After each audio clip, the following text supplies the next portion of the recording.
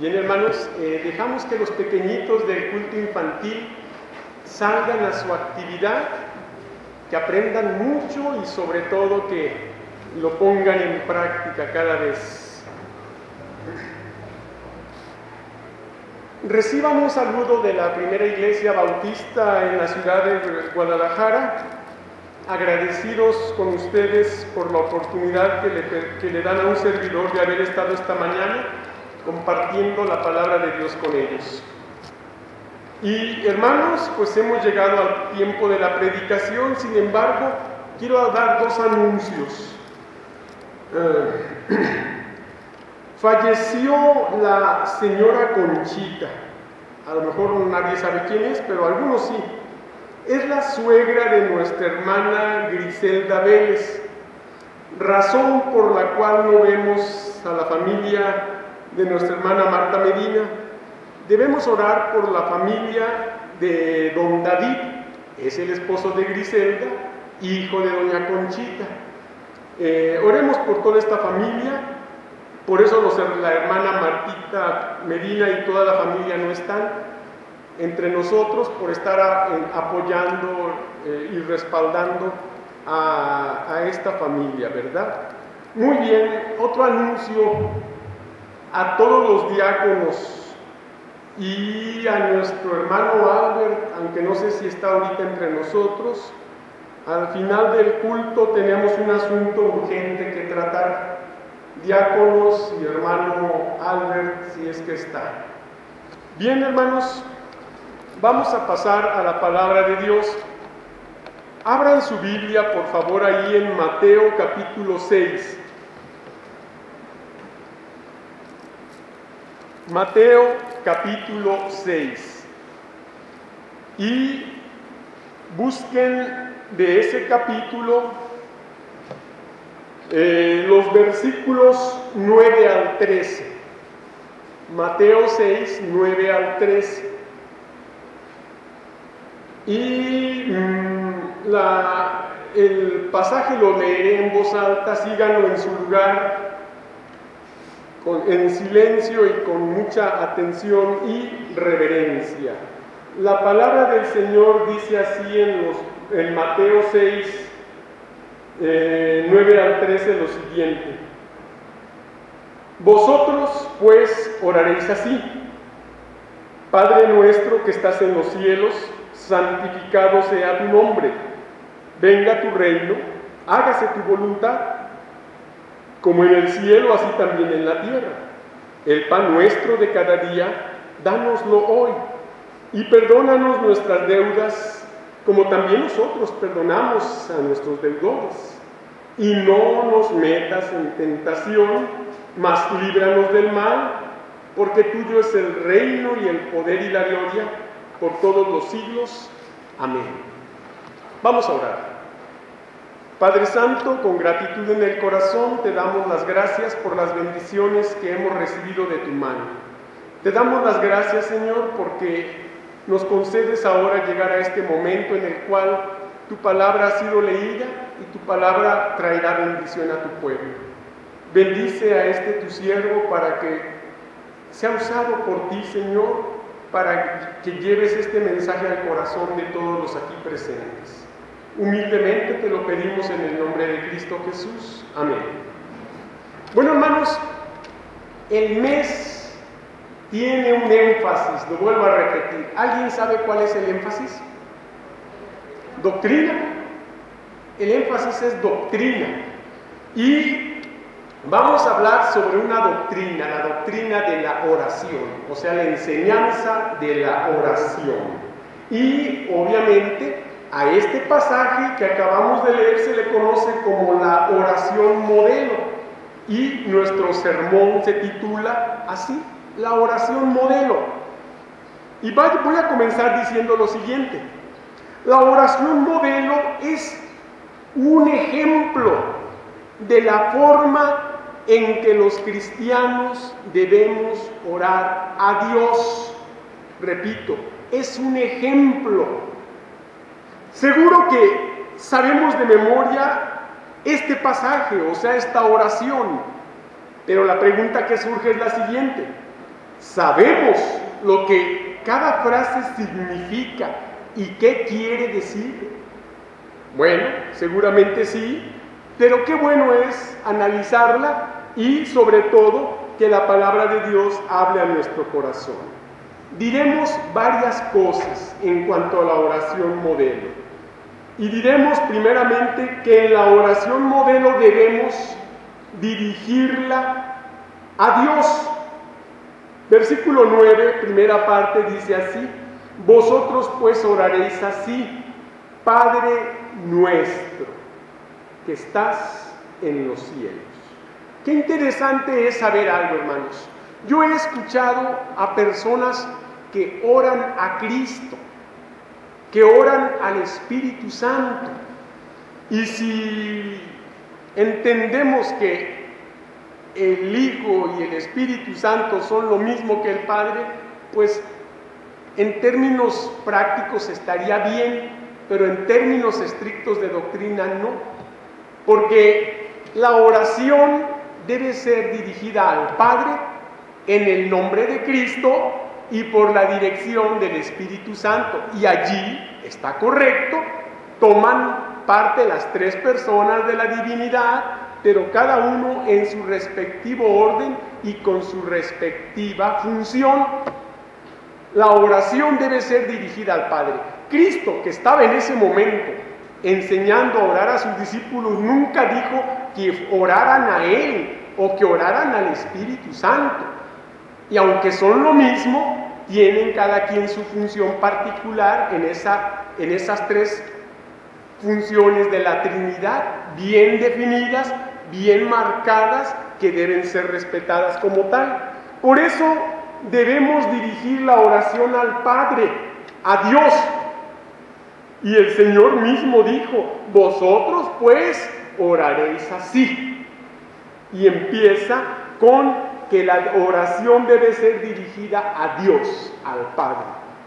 Padre nuestro que estás en los cielos. ¿Sí? En los cielos, por eso decimos que elevamos nuestra oración a la presencia divina, o sea, al cielo. Nunca decimos que vamos a orar y decimos que vamos a dirigir nuestra oración al suelo, al fondo de la tierra. ¿Por qué no? Es dirigirla al cielo de donde Cristo vino y al cielo a donde Cristo regresó, a la presencia del Padre. Por esa razón, hermanos, vamos a ver qué dice Lucas 23, 34, que es un pasaje que a la letra dice lo siguiente. Lucas 23, 34 nos dice así: y Jesús decía: Padre, perdónalos porque no saben lo que hacen, y repartieron entre sí sus vestidos echando suertes. Qué interesante que la última oración que Cristo dirigió estando en esta tierra durante su ministerio terrenal, pues fue como siempre a Dios el Padre, a su Padre, y la dirigió obviamente como Él había enseñado a sus discípulos: Padre nuestro que estás en los cielos. La oración debe ser dirigida a Dios. Y Cristo allí desde la cruz decía: Padre, perdónalos porque no saben lo que hacen. Muy bien, ¿qué más diremos de la oración? Bueno, debemos reconocer la santidad de Dios. ¿Sí? Por eso volvamos ahí a Mateo 6, no pierda este pasaje, tenga un separador porque estaremos yendo a él hasta agotarlo. Debemos reconocer la santidad de Dios. Versículo 9 sigue diciendo: santificado sea tu nombre. Para poder dirigirnos al Padre debemos reconocer su santidad. Debemos reconocerle en esa santidad que le caracteriza como el Dios tres veces santo. Y cuando hablamos del número 3, estamos obviamente hablando de un número que simboliza lo completo, la totalidad, aquello a lo que no le hace falta nada, porque Dios es santo, en esa santidad impecable en la cual obviamente por eso es que en aquel momento cuando Cristo pendía de aquella cruz el cielo se oscureció estando a plenitud, porque el Dios 3 veces santo no podía tolerar ni ver a su Hijo, el que no cometió pecado, por nosotros fue hecho pecado. En aquella santidad de Dios, en ese momento le volteó o le dio la espalda. ¿Sí? ¿Y parecería injusto? No. La santidad de Dios no pudo ver en su Hijo el pecado cargado en su espalda y motivo por el cual estaba tomando nuestro lugar en aquella cruz. Sí, debemos reconocer la santidad de Dios. Vamos a ver qué dice Hebreos 12. Vayamos por favor a la carta a los Hebreos y veamos qué es lo que nos dice el capítulo 12, allá en el versículo 14. Hebreos 12, 14 dice así: seguid la paz con todos y la santidad, sin la cual nadie verá al Señor. Obviamente, el Señor es santo. En Él habita toda la plenitud de la santidad.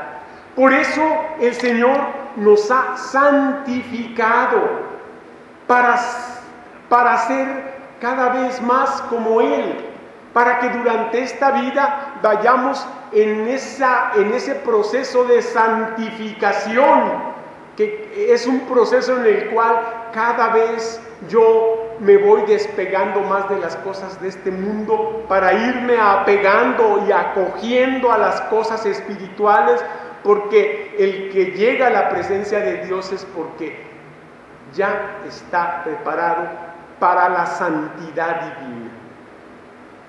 Y hermanos, tarde o temprano todos seguimos ese camino en el cual Dios nos llevará a su presencia, y por eso desde este momento, desde que entregamos nuestra vida a Cristo, debemos, como dice la Escritura, seguir la paz con todos. Esa será la muestra de que estamos en ese camino de santidad, y la santidad sin la cual nadie verá al Señor. Porque delante del Señor no puede haber nada que sea pecado.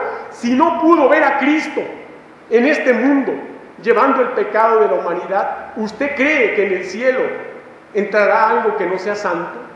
Pues no. Porque para eso Cristo murió, para llevar en sí el pecado, y fue abandonado por su Padre en ese momento. Claro que sí, porque llevó el pecado de la humanidad. Pero claro, después Cristo se levantó de la tumba, venciendo al pecado, a la muerte y a Satanás. Y entonces pudo ser recibido en gloria, una vez que había vencido al pecado con su muerte. Por esa razón ahora usted y yo tenemos que seguir la paz.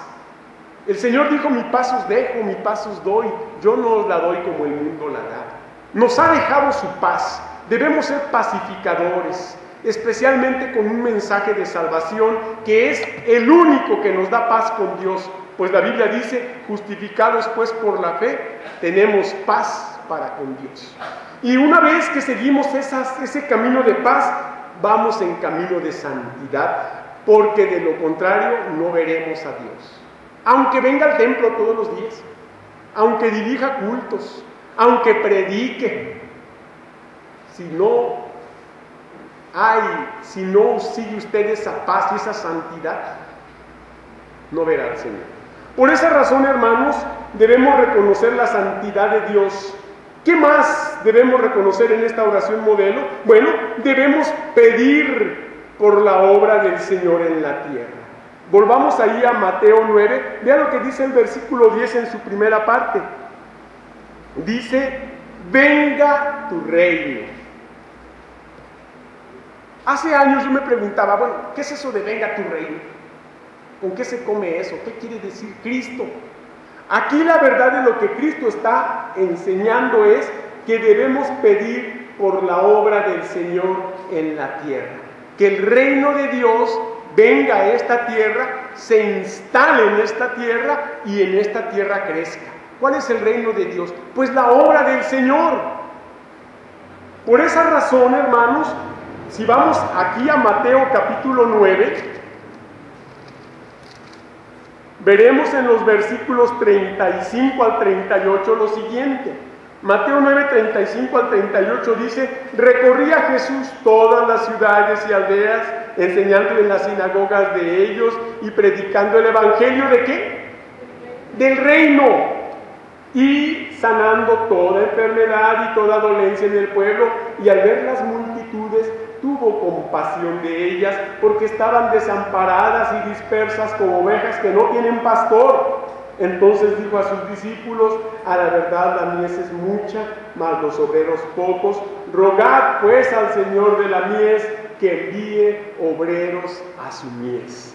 Allí está la obra del Señor en plena actividad, hace más de 2000 años, cuando Él la vino a iniciar. Y dice que predicaba el evangelio del reino. De manera que nosotros debemos pedir por la obra del Señor en la tierra, por el reino del Señor en la tierra, pues la oración modelo dice: venga tu reino, venga tu reino. Y el reino del Señor ya vino, el reino del Señor ya ha sido instituido. El reino del Señor ahora es responsabilidad nuestra, que siga creciendo, que siga ganando soldados, adeptos, fieles que se entreguen a Cristo, que engrosen las filas de este reino espiritual de Dios en la tierra. Pero el reino del Señor ya está en la tierra ahora. Usted y yo somos responsables de que este reino siga adelante. ¿Qué más debemos hacer que nos dice esta oración modelo? Bueno, debemos orar por el cumplimiento cabal de la voluntad santa. Versículo 10 que estamos leyendo dice: hágase tu voluntad como en el cielo, así también en la tierra.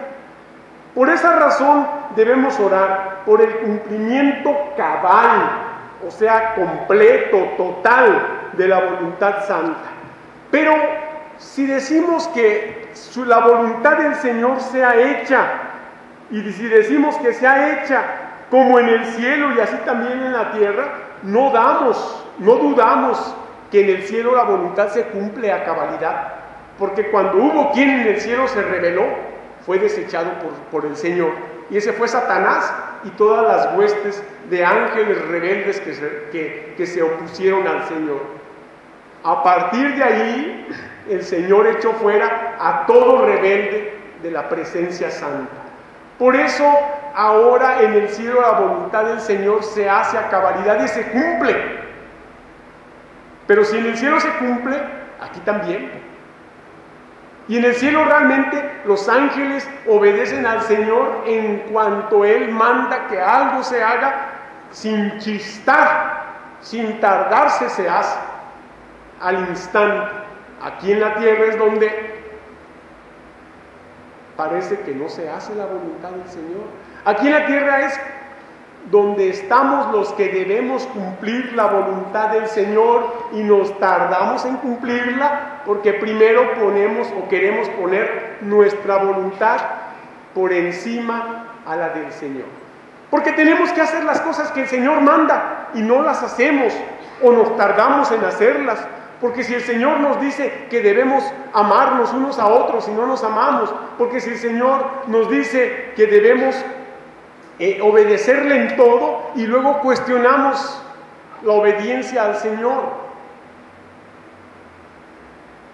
Si el Señor nos dice que, y yo lo digo pues porque se da mucho y no quiero hablar de esta iglesia, sino en general, no tome nadie esto en particular. Si la voluntad del Señor es que ningún muchacho, muchacha, hermano o hermana se una en yugo desigual,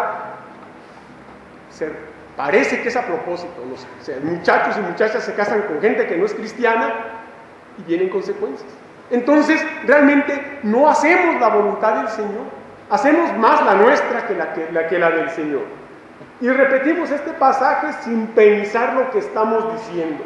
Pero esta oración modelo nos enseña a orar por el cumplimiento cabal de la voluntad del Señor.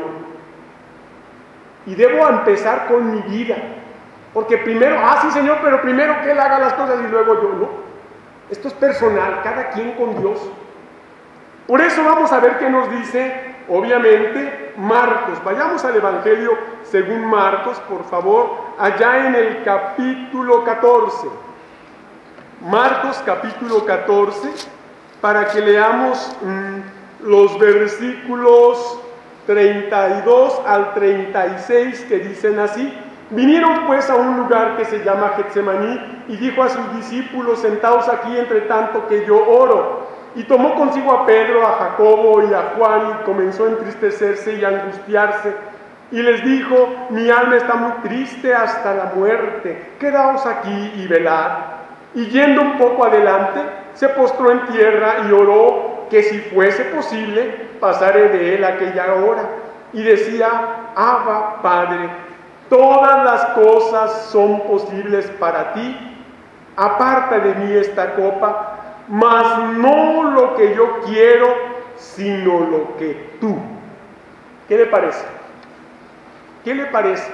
¿Cómo el Señor, en un momento tan importante de su ministerio, también como humano tenía esa lucha, pero Él termina solucionando su problema dejándole al Señor las cosas? Que se haga tu voluntad. Que se haga tu voluntad. Por eso la manera más segura al orar, cada que usted pide lo que tenga que pedir, es al final pedir la mejor de las peticiones: que se haga tu voluntad. Que se haga tu voluntad. Porque como humanos podemos pedir sinceramente algo que no esté bien de acuerdo a la voluntad de Dios. Pero fue muy sincero nuestra petición y lo hice de todo corazón. Pues sí, pero por sincera que sea, y aunque haya sido hecha con todo el corazón, puede no estar de acuerdo a la voluntad de Dios, y entonces ya mi voluntad, por buena que me parezca, podría ir en contra de la voluntad de Dios. Por eso es importante, hermanos, que hagamos lo que dice la Biblia: hágase tu voluntad como en el cielo, así también en la tierra. Pero empecemos cumpliendo cada uno la voluntad de Dios. Si cada uno, hermanos, cada uno de los que le hemos entregado nuestra vida al Señor, de veras hiciéramos la voluntad del Señor, primeramente en mí, sin importarme lo que hagan otros, qué diferente sería la iglesia el día de hoy. Qué diferente sería el cristianismo verdadero el día de hoy. Pero no, que como estamos como el dicho, ¿verdad? Hágase la voluntad de los bueyes de mi compadre. ¿Por qué? Porque queremos nosotros seguir haciendo lo que se nos dé la gana. Porque queremos nosotros seguir haciendo lo que queremos. Pero ya le entregamos nuestra vida al Señor y ahora debemos buscar que se haga la voluntad del Señor. Vamos a ver qué más en esta oración modelo. Debemos suplicar por la provisión material divina. Versículo 11 nos dice, Mateo 6:11, el pan nuestro de cada día, dánoslo hoy. Qué interesante, hermanos, que hay que estar suplicando la provisión material divina.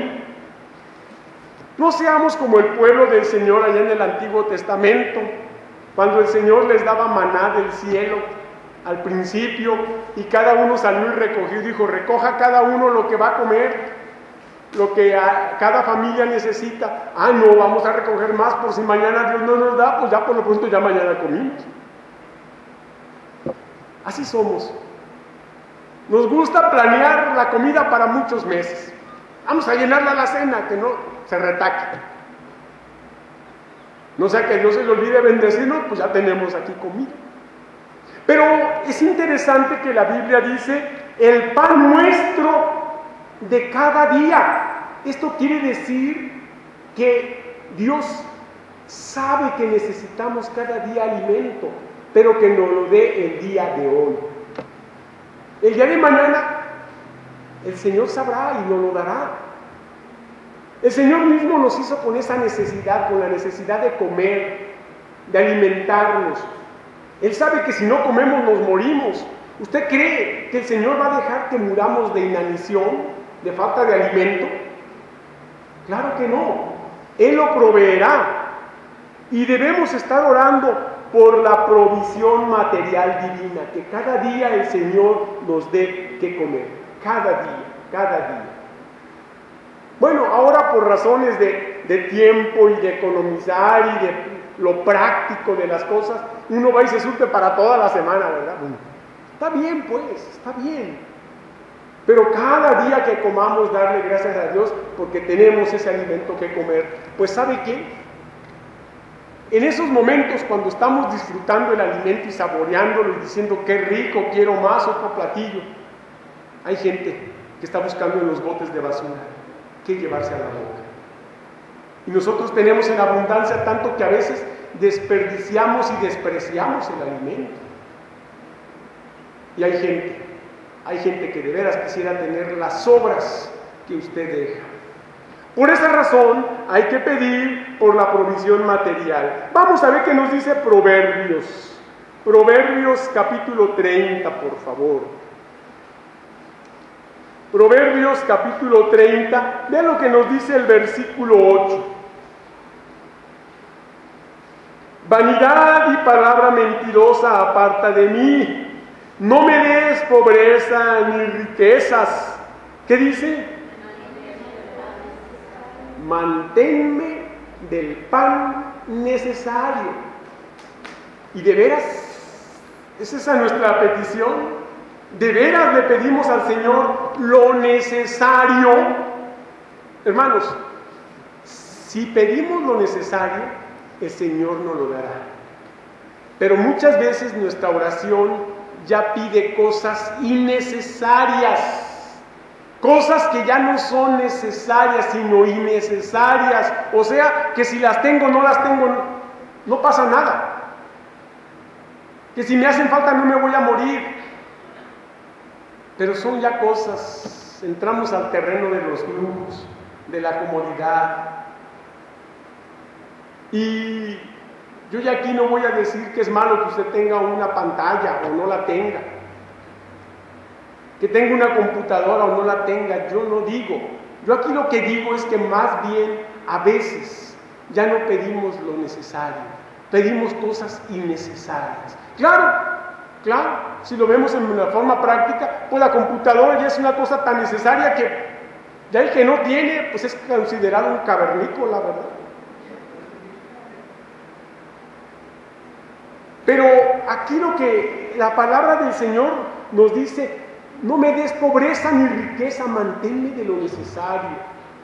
A mí me gusta tanto aquellas palabras que decía en la antigüedad aquel hombre, el benemérito de las Américas, Benito Juárez, que los presidentes de la República debían vivir en la honrosa medianía.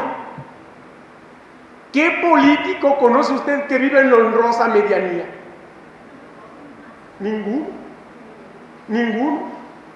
Ningún político es en ese estatus. Todos tienen propiedades, casas, cuando llegan y cuando se van están peor de ricos. Pero qué bonitas palabras, en la honrosa medianía. ¿Sí? Ni pobreza ni riqueza, manténnos de lo necesario. Por eso, hermanos, debemos suplicar la provisión material divina. Pero algo más, debemos rogar a Dios nos ayude a perdonar para también ser perdonados por Él. Versículo 12, Mateo 6:12 dice así: y perdónanos nuestras deudas, como también nosotros perdonamos a nuestros deudores. Esta parte de la oración modelo es una consecuencia. Una cosa conduce a otra. Perdónanos nuestras deudas, pero la parte que hace que Dios las perdone es lo que sigue, como también nosotros perdonamos a nuestros deudores. Y usted ha perdonado las deudas de quien sea, amigo, conocido, desconocido, familiar, o quien sea. ¿Ya perdonó las deudas? ¿Quiere que Dios lo perdone a usted? ¿Cree usted que usted no va a necesitar que Dios lo perdone? ¿Es usted impecable para no necesitar el perdón de Dios? Bueno, Sabemos que necesitamos que Dios nos perdone porque todos los días ofendemos, ya sea de hecho, palabra o pensamiento. Y necesitamos que nos perdone. Y si queremos que el Señor nos perdone, el requisito es que yo también perdone a quien me ofenda, haya hecho lo que haya hecho. ¿Me interesa el perdón de Dios? Pues debo interesarme en perdonar a quien me ofenda. Es un requisito, es una exigencia. De manera que debemos rogar a Dios nos ayude a perdonar. Y de veras que para perdonar se necesita que Dios nos ayude. Porque nos sentimos tan importantes o tan no sé qué, que lo que me hacen es una ofensa que, caray, pues no, ahora para que me perdone tiene que hacer méritos. Bueno, ¿y quién soy yo? ¿Qué? ¿Yo no he ofendido a Dios? Y miren, vayamos a ver lo que dice aquí Mateo 9, versículos 14 y 15. Mateo 6, perdón. No, es Mateo 6, versículos 14 y 15. Porque si perdonáis a los hombres sus ofensas, os perdonará también a vosotros vuestro Padre Celestial. Mas, si no perdonáis a los hombres sus ofensas, tampoco vuestro Padre os perdonará vuestras ofensas. Así de claro. ¿Cuántas ofensas tiene sin perdón de Dios porque no ha perdonado? ¿Usted tampoco? ¿Cuántas? ¿Y qué tal si muriera? ¿Cómo va a llegar a la presencia de Dios con pecados sin perdonar, solo porque usted se obstinó a no perdonar a quien le ofendió? ¿Qué le parece? Todo por la soberbia de no perdono, me hizo daño, ahora no lo perdono. Pues no le hace un favor a él, se lo hace a usted. Se lo hace a usted cuando perdona. El favor se lo hace a usted. Al otro, a lo mejor ni le interesa que usted lo perdone, pero a Dios sí. A Dios sí le interesa que usted perdone, porque solo así Él lo va a perdonar a usted. Esta oración modelo también nos enseña que debemos implorar que Dios nos libre de la tentación. Ahí Mateo 6:13 en su primera parte dice: y no nos metas en tentación, no nos metas en tentación. Dice: mas líbranos del mal. Esta frase no debe entenderse tan literal. Dios no es el que nos mete en tentación. Es interesante algunas Biblias que se van haciendo con un lenguaje un poco más accesible, porque se van al original griego y hacen obviamente hacen una traducción cada vez, no es que sea más correcta, sino más entendible, porque esta traducción es correcta, pero lo hacen con palabras más entendibles, y la idea más entendible sería esta: y no nos metas en tentación, quiere decir, y no permitas que caigamos en la tentación. Esa sería la idea más clara de esta frase, que está bien traducida, bien interpretada, pero que para un lenguaje más actual sería: y no permitas que caigamos en la tentación, sería, porque Dios a nadie tienta. Por eso vayamos, por favor, para entender este pasaje, vayamos a Santiago capítulo 1, versículos 12 al 15. Santiago 1, 12 al 15 dice así: bienaventurado el varón que soporta la tentación, porque cuando haya resistido la prueba, recibirá la corona de vida que Dios ha prometido a los que le aman. Cuando alguno es tentado, no diga que es tentado de parte de Dios, porque Dios no puede ser tentado por el mal, ni Él tienta a nadie, sino que cada uno es tentado cuando de su propia concupiscencia es atraído y seducido. Entonces la concupiscencia, después que ha concebido, da a luz el pecado, y el pecado, siendo consumado, da a luz ¿qué? La muerte. La muerte. De ahí la importancia de implorar que Dios nos libre de la tentación, ¿verdad? Esta frase, y no nos metas en tentación, se entiende mejor así, y no permitas que caigamos a la tentación. Por eso dice, no nos metas en tentación, mas líbranos del mal. Y hay que implorar que Dios nos libre de la tentación. Pero hay que hacer nuestra parte, no le dejemos a Dios todo. Aunque Dios lo puede hacer, nosotros hagamos nuestra parte. Porque hay un dicho que dice que nosotros debemos hacer todo lo posible y Dios todo lo imposible. Así que mientras en ti esté hacer lo posible para no caer en la tentación, hazlo, porque de lo contrario estarás pecando contra Dios. Vamos a ver algo más de esta oración modelo y volvamos ahí a Mateo 6, y esta oración modelo nos dice que debemos encomendar nuestra vida a la sabia protección del Señor. Versículo 13 dice, no nos metas en tentación, mas líbranos del mal, líbranos del mal. Qué importante, ¿verdad? Encomendar nuestra vida a la sabia protección del Señor. El Señor dijo que iba a estar con nosotros todos los días hasta el fin del mundo, y lo ha cumplido y lo cumplirá. Y a ningún cristiano le ha quedado mal ni le ha fallado. Él nos ha librado de todo el mal de este mundo.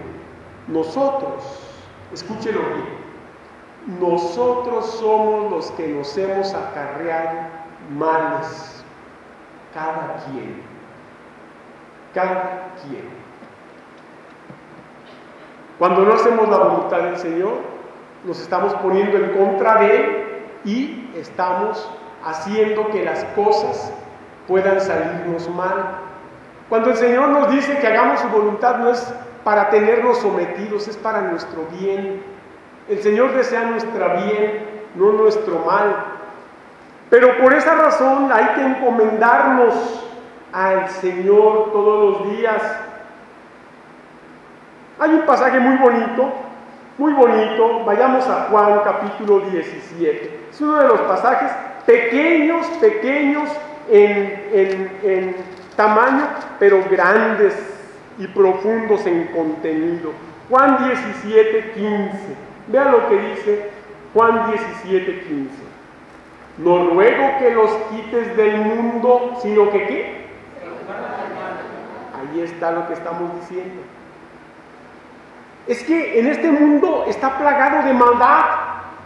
No nos puede el Señor quitar del mundo, de este mundo de maldad, pero sí nos puede proteger de ella. Pero para eso necesitamos nosotros someternos a su voluntad, hacer lo que Él manda. Porque si Él me manda no robar y yo voy y robo, yo me estoy poniendo en esa situación de peligro, de que me encuentre la policía, de que me encuentre la gente y me denuncie. Y entonces, Señor, ¿por qué no me guardaste del mal? No, espérate. Tú no te guardaste de él. Yo te dije que era malo robar. Tú lo sabías. Te he dado mi Espíritu Santo que te está diciendo que no debes hacer eso. Si tú ya lo hiciste, ahora tú enfrenta el problema. No ruego que los quites del mundo, sino que los guardes del mal. Y finalmente, esta oración modelo nos dice que debemos alabar a la absoluta soberanía del Todopoderoso. Versículo 13, parte final, dice: porque tuyo es el reino y el poder y la gloria por todos los siglos. Amén. Así que, hermanos, el Señor es el único que debe ser alabado. El Señor es el único digno de alabanza por esa soberanía que le hace ser el Todopoderoso. Y cuando sabemos que el Dios Todopoderoso, soberano, es nuestro Padre, que nos ha amado tanto, que ha dado a su Hijo Jesucristo para salvarnos, y que ahora, como sus hijos, está al cuidado y al pendiente de nosotros, pues no tenemos ahora, hermanos, por qué vivir con temor, dudando, con inseguridad, con miedo, con tristeza, sin esperanza. Todo lo contrario. Tenemos a nuestro Padre. Por eso dijo el Señor: vosotros pues oraréis así: Padre nuestro que estás en los cielos. ¿Qué no haría usted, Padre, por su hijo o por su hija?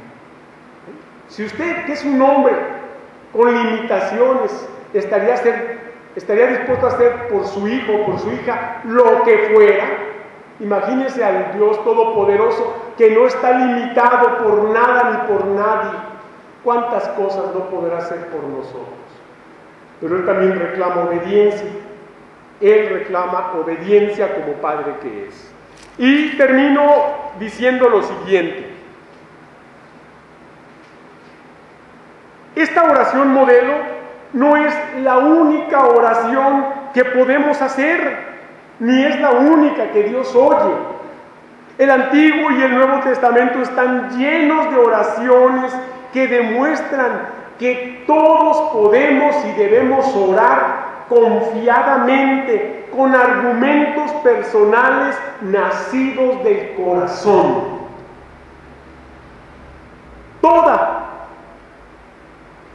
Toda oración modelo debe contener los 5 puntos básicos de la oración, que son adoración, confesión, gratitud, intercesión y petición.